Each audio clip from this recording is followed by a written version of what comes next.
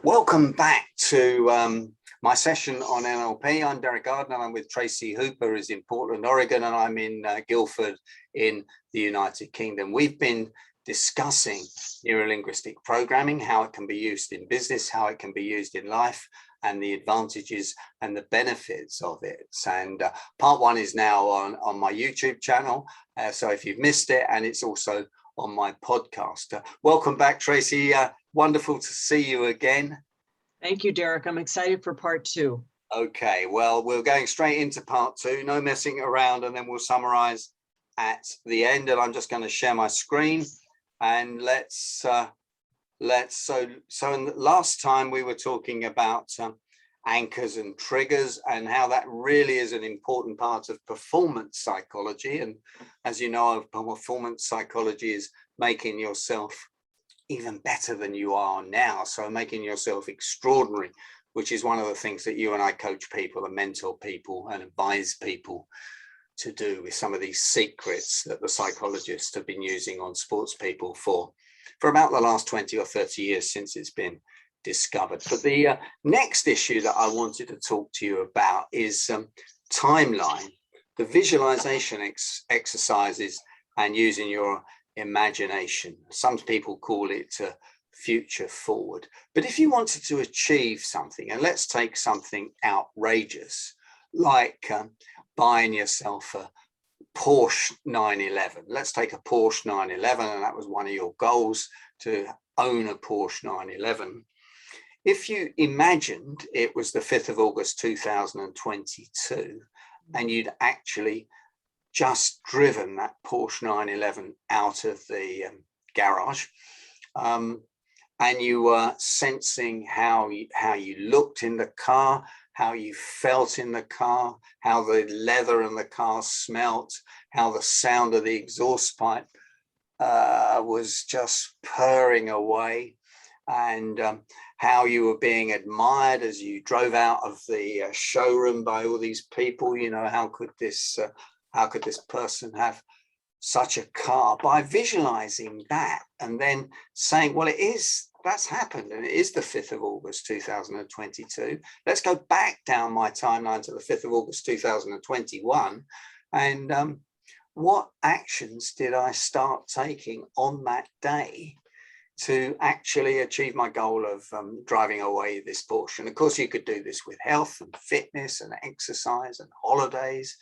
It can be done with everything, but the trick is to imagine you are there. In the language is in the present tense. You are there, but you're a year, 2 years ahead, and then you look back down the timeline. This has an extraordinary effect on the brain, an extraordinary effect, because it makes you realize that you can have it. It gets all your senses, all your emotions, all the feelings that you've got for having it.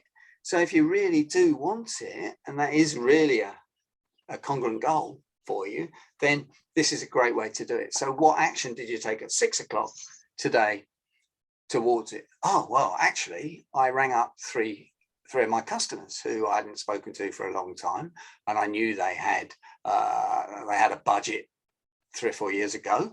And so I rang them up. I saw got this great new program, etc., etc. And I closed one deal that perhaps I wouldn't have closed. And I said to my partner, "This is what I want," and we started moving ahead towards it. So I set some monetary goals, so I had enough money to actually buy that Porsche. And therefore, and if it's I want to lose weight, want to lose a couple of stone in weight or something, and therefore I'm going to go to the gym at 6 o'clock. I'm going to take action. It's a great one of taking action. So what you're actually doing is not only you're imagining the timeline and using present tense, I now have it, you're visualizing through your senses, through your energetic emotions, all the feeling of having it. So it's called future forward, but the trick really is you have to use the present tense for. So let's talk. Can we talk about that a moment? Language in the present tense. So let's say that you want to have 10 more clients over the course of a year. How do you, what language do you use to have that present tense? What is that present tense language? Okay, so that's a great question. So first of all, you've got to imagine it's a year ahead. I see. And the date is very important. You don't just say it's a year ahead, you imagine, and it's the 5th of August 2022. So it is now. We are here. It's the 5th of August 2022, and I have 10 more clients. Good, profitable, well-paying clients, because you can have 10 more clients, but they could be rubbish. We know lots of people that we work with. I work with a lot of people who have rubbish clients who don't pay them properly, keep them waiting. One of the women I'm coaching at the moment, hasn't been paid for 3 months, got a great deal, coached her to get the price up, but she hasn't been paid yet. So when she gets back from holiday, we're going to have to talk to her. So, it's important to define who the client is, because you might want a S&P 500 client, but they may not pay for 3 months or 4 months. You might want clients that are going to pay you in advance because you need the cash flow. So be specific. Everything in goals and timeline needs to be very specific. Yeah, very. And then I heard you say it is now. It's not you're picturing August the 5th, 2022, and how you will feel and who will be in your life in terms of your clients or your financial goals, as if it is 2020. If I'm coaching you or anyone, I would say, Tracy, perhaps I'd say close your eyes, chill out, relax, all that sort of, hypnosis kind of trance thing. But, imagine it's the 5th of August, 2022. Imagine you have those clients. In fact, you've invoiced them and you've just got your bank account and they've just paid you. How does that feel? Mm-hmm. Think about how that feels. Think about looking at the app on your iPhone, see how specific I'm being, and you look, you go onto the bank and there is the money in the bank. Just look at that balance for a minute and see what it sounds like. Now, imagine you're now telling your husband that the money's in the bank and he's smiling at you. And that's great. And how do you feel about this at the time, and just get that feeling inside you and just turn the volume up on the feeling like you would on a radio or on your iPhone, and turn the brightness up on the visualization of you and increase that feeling. Because, that's great. And this is linked to anchoring as well. So you might anchor that feeling at that point. Now, let's go back down your timeline. What action did you take the week after our conversation, on the 12th of August, 2021? And then, you could answer that. Well, I rang up Joe Bloggs. I started really going for it. All that, I'll do that next week. I did it all. I went for it. No messing about. So that's what we're saying. So it is. So all the language is in the present tense. And this is a way of fooling the brain and getting those emotions up, because the things that we remember, Tracy, as you know, are emotions. When we've had really high emotional experiences, that's why we remember that first kiss, or that person that stood us up, or our wedding, or or lots of negative things that you've got to get rid of as well, that didn't. And you can help people with that, maybe, if they're down and someone's passed away or something, and they're still, you want to remember the good times with that person, how fantastic it was and what you learned from them and things like that. But you and I can't mess with anything that's psychotherapy, but in NLP you can help them with little things. I mean, if you were reframing it, and I'm going to come to that, and this is all linked to, it's like reframing smoking, isn't it? People say, I want to give up smoking. Well, that's no good, because you're reinforcing the smoking. If they said reframing it would be, imagine it was the 5th of August 2022 and you've given up smoking, etc. Imagine how your friends are now thinking, that person doesn't smell of cigarette smoke, that it doesn't have to go outside for a cigarette. Imagine how health, you're now really healthy. You can breathe better, you can smell better. So it's all the positives rather than the give up. Yes. Okay, so Very it's helpful. reframing and language, which are the things that we're going to talk about in a minute. Great. Thank you. Is that okay? Yep. Number 8, timeline and visualization and future forward. So I'll remember those. Got to go back to my screen share and pull up the slides, and that's the timeline. And you see, you can do these things with clients. You can do these things on coaching, but I'm a great believer. I want to coach people to do it themselves, because these are all things that you can do yourself. Just while we're on timeline, a little trick when you wake up in the morning that I learned from one of my NLP coaches, and I can't remember who it was. They said, Derek, do you know what the highest achievers do as they wake up in the morning and they're in that slumber? And I said, no, tell me. They said they listen to, first of all, they listen to real sounds, the audio sounds, perhaps the radiator creaking, the birds beginning to sing, and they put that into their, they listen to that, they become sensory aware of that. Then they go down their timeline till 8 o'clock that night or 6 o'clock that night, and they visualize having a fantastically successful day, achieving all those things that they hadn't achieved. Okay, then what happens? And then they feel the emotions of achieving that fantastic day. So I call myself an open-minded skeptic. So I'm totally open-minded, but I kind of need people to prove things to me or prove it to myself. And so I tried it. I kind of jumped out of bed when I tried it. I don't remember to do this all the time. I need to make myself notes. I sort of, because you have the emotions of such success, oh, hang on a minute, and you probably get a dose of dopamine and testosterone all at the same time, because the brain mind body connection is instant. We can drug ourselves up on dopamine and serotonin and testosterone if we want to. And that works. And in NLP terms, it's called audio external. In other words, you actually hear it. And I guess that's to wake you up. Then you visualize internally. So you visualize internally the success. And then you feel the emotions that go with it.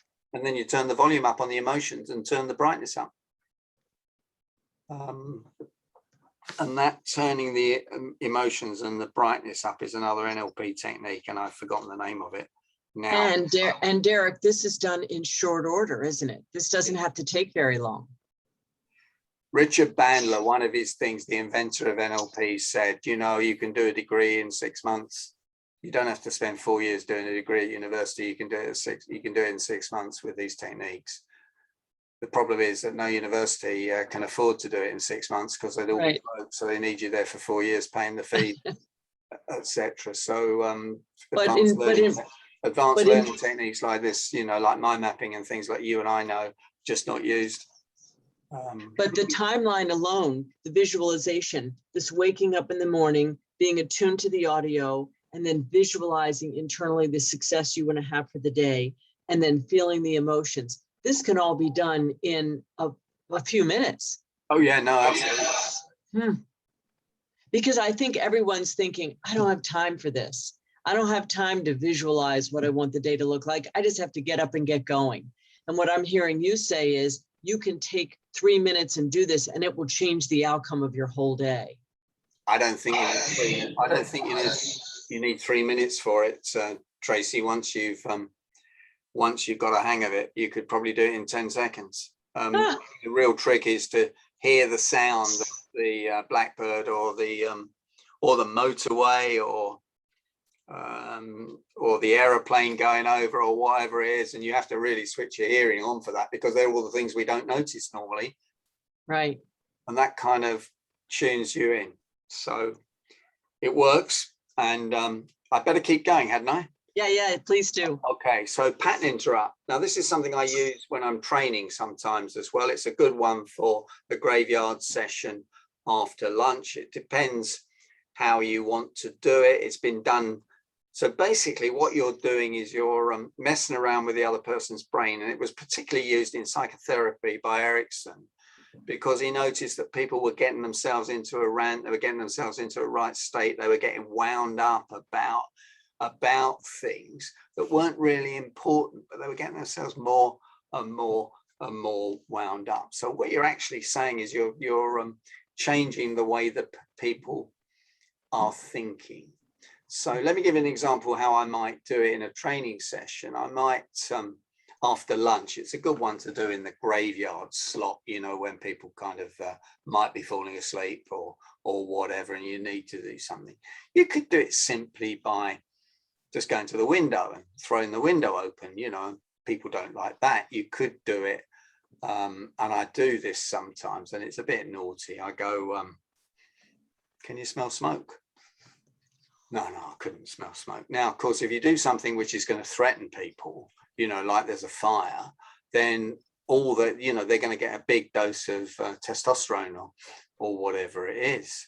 And even if I say to people, look, I'm going to do a little pattern interrupt on you here now from psychology, which you could do in a meeting that wasn't going very well or in a negotiation.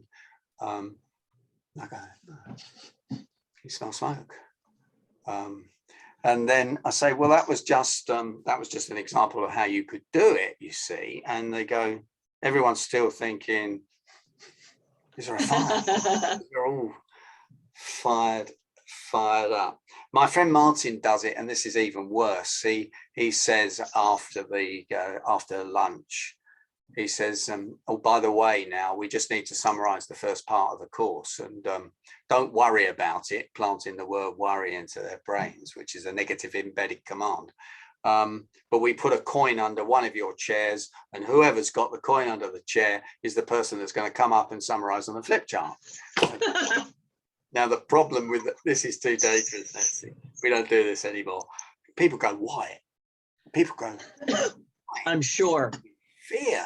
And they're all going under the chair, coin. They'll say, no, sorry, we just wanted to show you what a pattern interrupt is, or you could do a pattern interrupt. So a simple pattern interrupt might be in a negotiation, which, as you know, I teach, might just be, I'm really sorry, I need to go to the toilet. So it could be getting really emotional and say, I'm really sorry, I need a break. And if you don't think they'll have a coffee break, you know, you just say, I need the bathroom. Or because, you know, taking a telephone call is rude. Right. No one can complain that you need the bathroom. Or I'm just feeling. But for people who are still working at home, who knows when everybody will be fully back in the office, can we employ the pattern interrupt in our own lives, like after a very intense meeting, to walk outside and do 10 jumping jacks? Is that a pattern interrupt that we can employ? Yeah, we should do that. That's self-management, isn't it? That really is self-management. I mean, they say every 55 minutes, you should have a 5-minute timeout and break.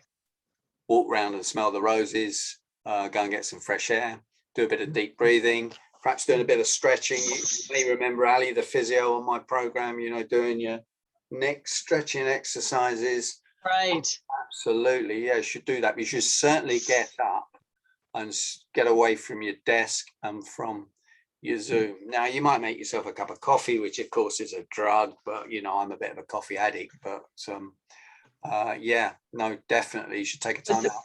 But the pattern interrupt in a group is to get people's attention, is to bring them back to where you want them to focus. Yeah, you know, that sort of sleepy thing after lunch. Yeah.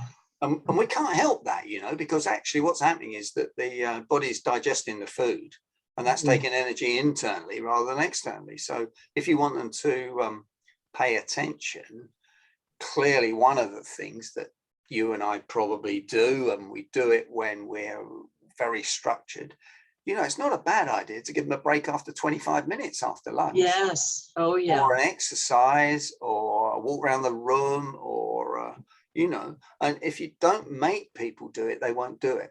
Correct. So, well, let's have a 2-minute leg stretch. And of course, they all sit there and get this out and start going like this. And then they get a dodgy email, a toxic email, and it's made them worse. And then they can't stop thinking about the email. So, and you can't stop people checking their mobile phones if they're on a course. You just can't stop it. So you have to help them as much as you can. So that's pattern interrupt. That's pattern interrupt. That's good. That's number 9. Yeah, that's one I like. When I studied NLP twice, and I studied it twice because I didn't really understand it well enough to put it into my negotiation programs and my sales programs. And then I picked out different bits, but pattern interrupt was a really good one because it was a timeout. But if you manage it, and these are all things you can do to manage yourself as well. Then we come to language. We talked about language a bit, normal price, but you know, our language needs to be positive, because if we use positive language, that changes ourselves. It feeds us endorphins, positive chemicals. And of course, we're affecting ourselves as well, aren't we? We're not just affecting the other people with the energy that negative self-talk. Yeah. Derek, do you want to bring that up on the screen? Are we back to the screen? Oh, great. Great, Tracy. Okay, positive language. One of the positive language. For a moment that it was up there, and of course it wasn't. So let's go to share screen. There we go, self-talk and monkey minds. Oh, yeah. I call it the bad roommate in your head. Yeah, well. if you let that get in the way.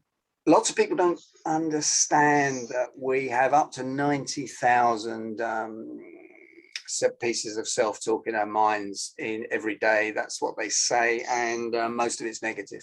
And then we put the news on, and we're being bombarded by negativity, etc. We talked about this when I interviewed you, didn't we? About why negativity makes news programs. Yeah, it's compelling for people. They get sucked into it. And of course, high achievers limit their negative self-talk and bring in positive self-talk. So the language you use, like amazing, brilliant, fantastic, great, fabulous, wonderful, exciting, extraordinary, those sort of words are uplifting words for the other people and for you. And then the only reason I called it monkey minds was because, they say the mind flits from one tree to another, from one negativity to the other. So in my book, Win-Win, in the influencing chapter, I put the most positive 26 words that I could think of, A, B, C, D, E, F. And that's a great exercise to do on a course. If you want to pattern interrupt on a course, put A, B, C, D, E, F on a flip chart and say, right, I want you to come up with the 26 most positive words, one word for each letter of the alphabet. And that really gets the energy going. And, amazing, beautiful, C's difficult. I would say curious, determined, extraordinary, fantastic, G for great, H for happy. You can just come out with them. Okay, what's Z? What's Z? Oh, I had to go for Zen. I knew you'd ask me that. Zen, I love it. Yeah. And X, you didn't ask me about X. I didn't ask you about X. X is extraordinary. We have to cheat with X. That's right. Yeah. That's right. Fabulous. I think you've got a copy of Win-Win. I think it's page 174 or 194. Please take a look at it and let me know if you've got some even better words. I will do that. Thank you. So then we come to reframing, and we talked about this a little bit already. And I worked for a guy who said, Derek, every problem's an opportunity. We want problems, because every time we get a problem, we get a chance to talk to a customer, we get a chance to solve the issue, and then we build a relationship and we can solve it. And I tucked that away. And this is before I knew any NLP, or I wasn't doing much teaching. I was just learning from this guy. He used to go, you come in a bit sort of, well, we got a real problem here. There's an opportunity, right? Let's get stuck into this, and it's like the language as well. You say to people, how are you? And they go, oh, not too bad, really. Well, they're using the word too bad. Considering the weather, considering it's the winter, considering it's raining. Oh no, come on. So, you know, and that's, and I learned from Brian Tracy, who was somebody who Patricia Fripp introduced me to 25 years after I'd heard him talking on a tape saying, whenever anyone asks you how you are, you just say fantastic. And then Peter Thompson, who you may have met, yeah, you spoke with Peter Thompson on my chat show. Peter Thompson said, and say after that, thank you for asking. Yes. How are you? Fantastic. Thank you for asking. And and I can't help laughing when people do it to me and I do it to other people. But you see, as soon as you laugh, you create endorphins as well, don't you? And so let me ask you that in the time of Corona, because we are still dealing around the world with now the Delta variant. If someone says, how are you? And you say, fantastic, thanks for asking.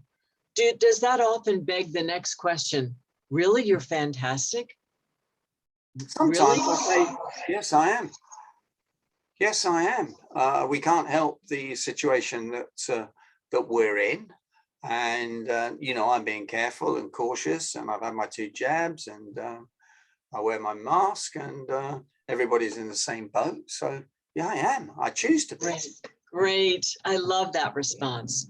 Yeah, I choose to be. People don't generally say it to me because they're so used to me saying fantastic. But let me tell you, I was listening to Brian Tracy on a Sony Walkman. You don't remember Sony Walkmans, you're too young, but on a Sony Walkman, on a Oh, I do. Absolutely. Oh, you shouldn't have admitted to that. And I want to connect with you. I want to relate to you. I got to the office and I said, right, you know, I'm going to say this now. From now on, I'm going to see what happens. So, you know, how are you doing? I'm fantastic. I didn't say the thanks for asking. That came a couple of years later. And they just looked at me. Is he all right? You know. So I knew that I was going to get this reaction, though, not to be deterred, you know. Fantastic. Fantastic. That's great. You know, I choose to be fantastic. I choose to be. Yeah. I choose to be fantastic. And so they started getting used to it. And then they started playing it back as a sort of Mickey take. And then they got used to it. And now, of course, 2 or 3 of the people who work for me, still friends of mine, you know, they go, are you still fantastic? I said, yeah, I am. You know, I might be 20 years older, but I still choose to be fantastic. And the other thing about using positive language, people tend to live longer, don't have so many ailments, don't worry about so many things if they use positive language. Now, that comes out of the more what I call wacky side of it, but it seems to work. Now, I met a guy called Harvey Mackay. Harvey Mackay sold 40 million books in the US. Yes. And he was sitting, when I went to the NSA in Denver, Colorado 2 years ago, to the National Speakers Conference of America, he was sitting in the front row, aged 87, listening to Patricia Fripp, every word that was coming out of her mouth. And Patricia Fripp's one of our mentors, one of the great people. And he said on a tape I'd listened to him 20 years before, and he was a very frail old man, so I didn't go up to him. I would have done otherwise. He said, I never talk to negative people. If they're negative, they're off my list, because they bring you down, they drag you down, they stop you doing things, and they're off straight away. Now, I haven't taken it that far, but, you know, I fit my bubble wrap round. I remember what Harvey Mackay said. I've got one of his books up here on my bookshelf. Yeah, I've got it here, just like that. How about that? Swim with the sharks without getting eaten. It's must be 30 years old, and I've still got it there. Lesson 67, don't get mad and don't get even either. Love it. And I think another word we need to focus on losing would be anxious, or I was talking with somebody yesterday. They're in the process of buying a house, and she said, oh, I'm feeling so much anxiety.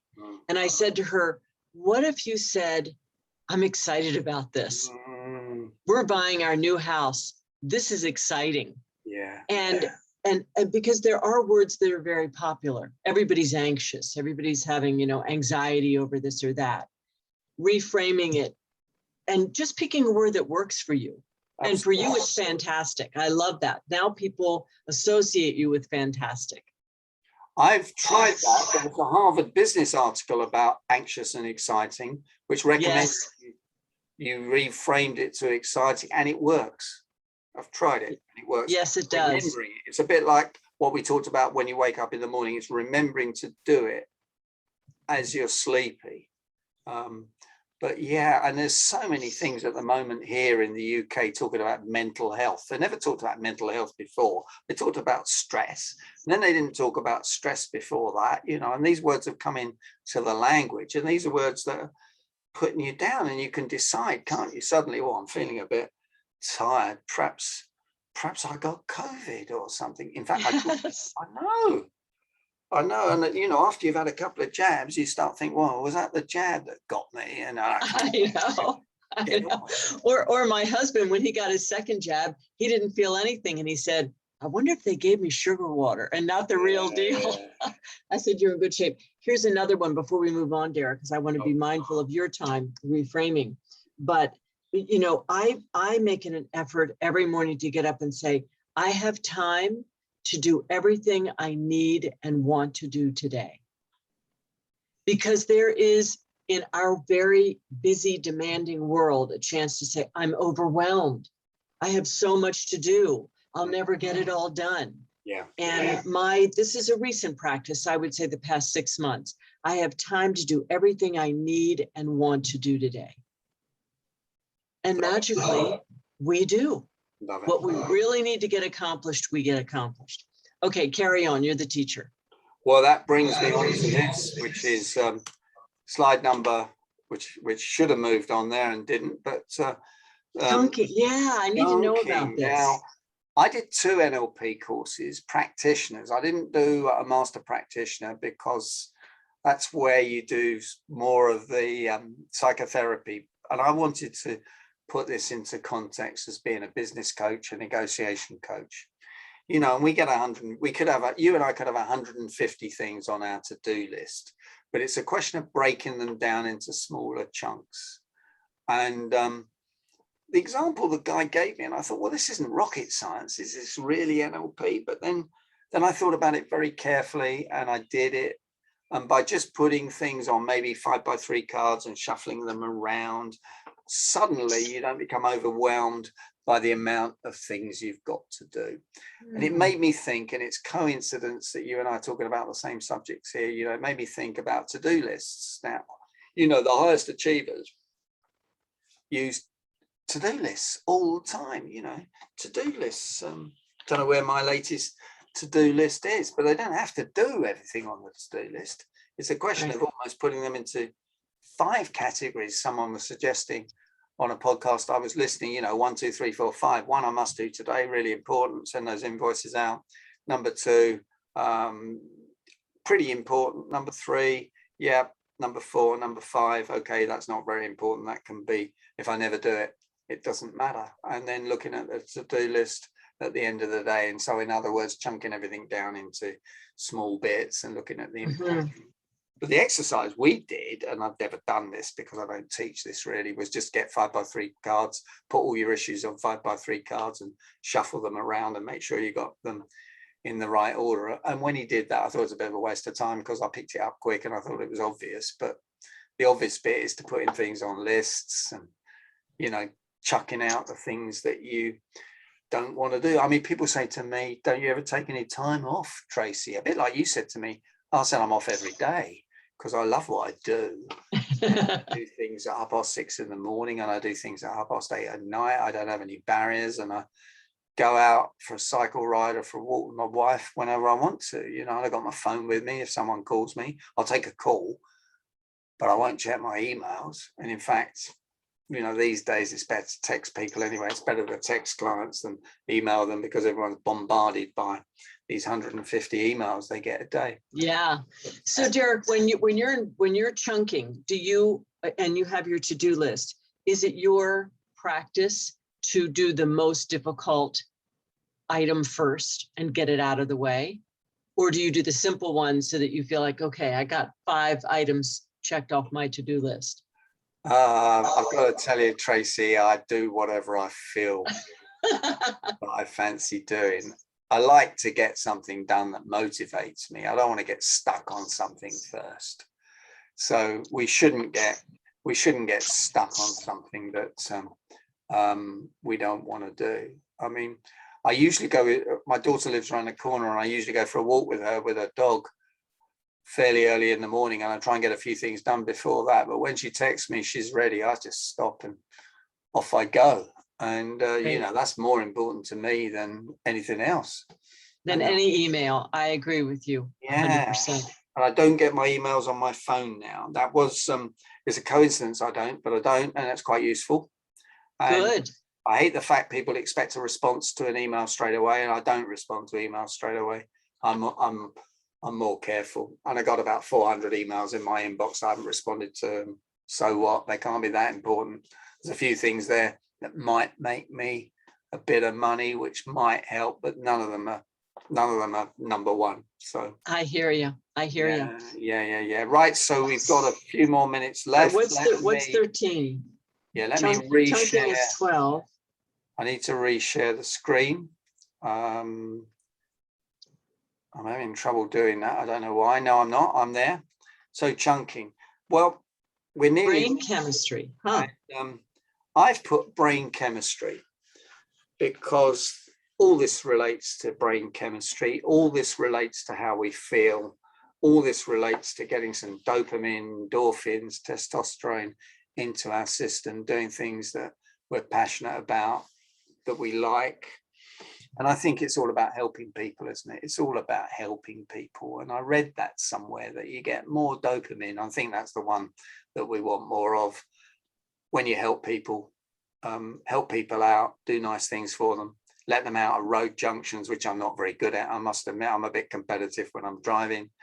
And do what we do, training, helping people, and doing some things for nothing, as Patricia Fripp says, doing things, it's better to do something for nothing than nothing for nothing, and then doing things for a really high price.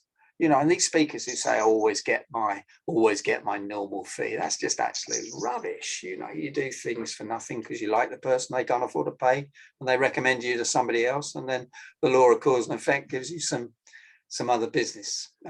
So brain chemistry. I'm a big one about the left and right brain, the left brain being all the logical, the right brain being the emotions, taking a break, taking a time out, walking on the beach. From my chat show, I got introduced to forest bathing. For the first time in 20 years, I went on the beach and took my shoes and socks off and walked along the sand and paddled in the sea a few weeks ago. And just things like that with a notepad, because after about 10 minutes you get an idea.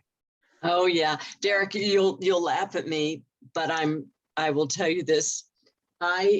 There's an expression, at least in the US, someone's a tree hugger. That means that they're into the environment and climate and so forth. And it was said in a pejorative way 40 years ago. Now it's much more accepted. But my husband and I walk every morning early, and every day I find a different tree that I hug. And I have to tell you, there is something powerful about putting your arms around a living, breathing tree. And it feels secure and it feels safe. I love it. And I'm wondering if that's affecting my brain chemistry. What do you think? I think it might be. I have done that. When my kids were younger, my wife used to say, "Oh, Dad's going to hug a tree now," and everyone used to have a big joke about it. But it does feel good. It does. You know that I was 45 before I'd seen a sunrise. Tracy, I'd had such a busy job. I'd never stood on the beach, and we were in Bermuda, Elbow Beach, spent a fortune going to Bermuda, and I saw the sunrise on Elbow Beach, and I was amazed there were about 50 people there with their cameras at 6:15 in the morning.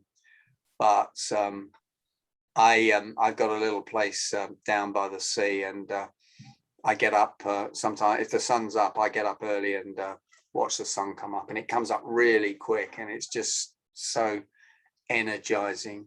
Yes. Watching that, and you get ideas, things like that. So, and I imagine one of the practices that you have to adhere to is not berating yourself for having not seen a sunrise before age 45.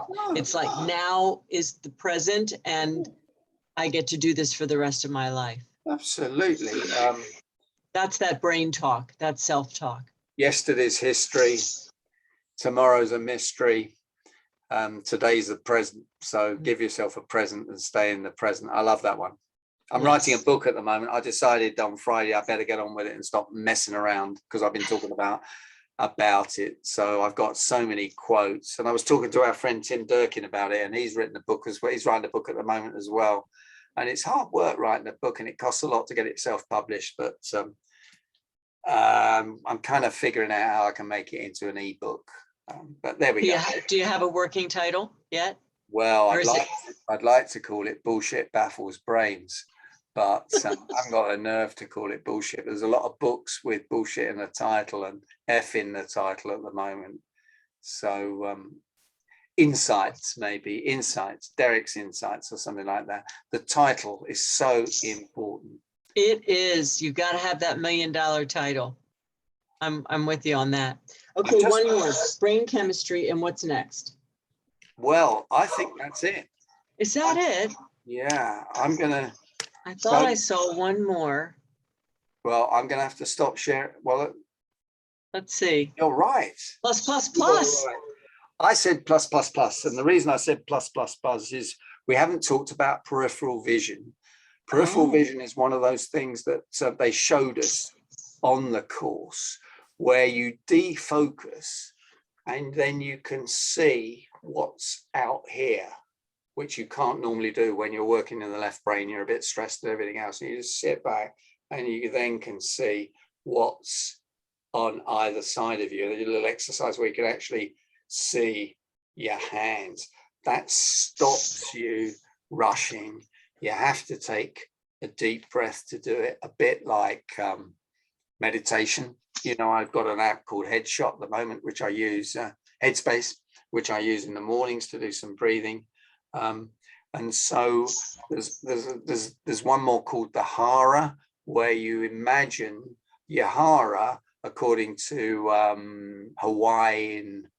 the Hawaiian gurus, which have been big into NLP, is about two fingers below your belly button, which is the center of your body.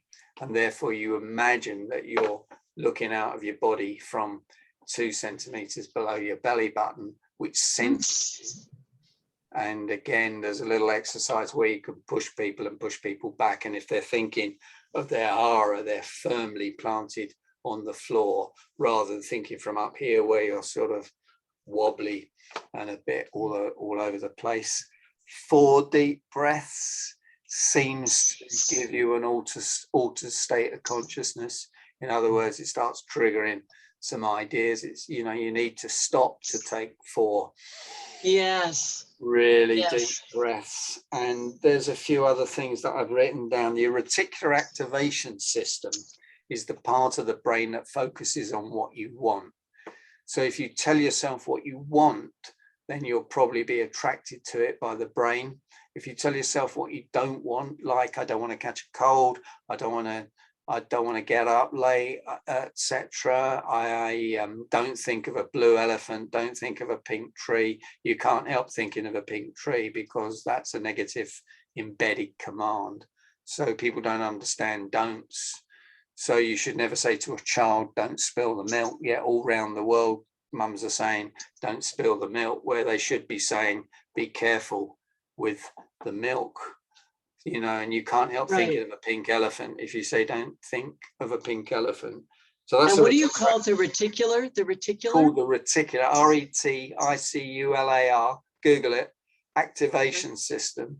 Part of the brain, fraction part of the brain that focuses on what you wanted. So if you wanted that silver Porsche we talked about earlier in part 1, every time a silver Porsche came towards you when you were driving, you'd spot it, you'd see it.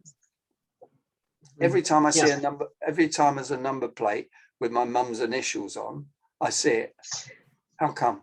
What's that all about? You know, because my mum passed away 30 years ago and I just have a nice memory about her. You know, I see the number plate. So isn't it interesting?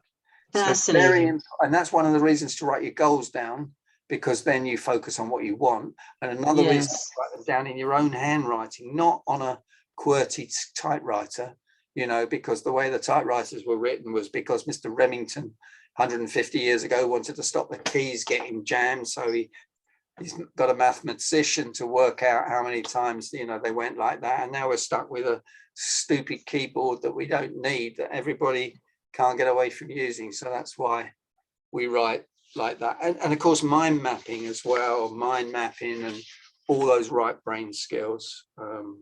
And catnapping, taking a doze for 20 minutes, which I did at 3:45 before I wrote these slides, 4:45 London time. That's great. Makes me feel. I love that.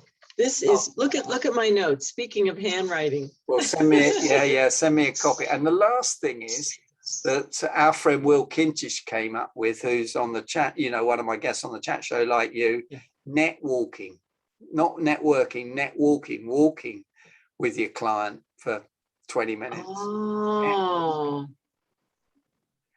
I love that. So if you do use that in your book, you better credit him for that or he'll kill me.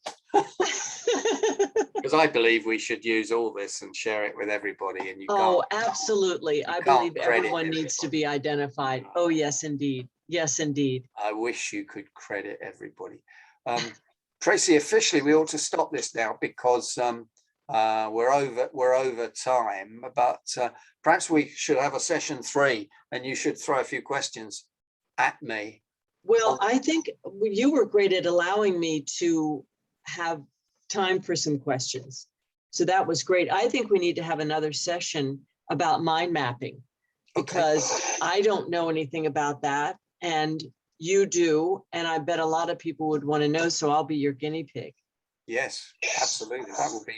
That would be fantastic. So before I stop the recording, and do stay on, I just wanted to thank you for asking me all these questions, challenging me to talk about NLP in over 2 sessions of about 35 minutes each. You made me produce a few slides. I'm passionate about the subject and how it can be linked into sales, life, business, and everything else. And I'm hoping people who are watching this go out and share it or ask some questions of you, me, or buy a book on the subject. There's over 200 books on the subject.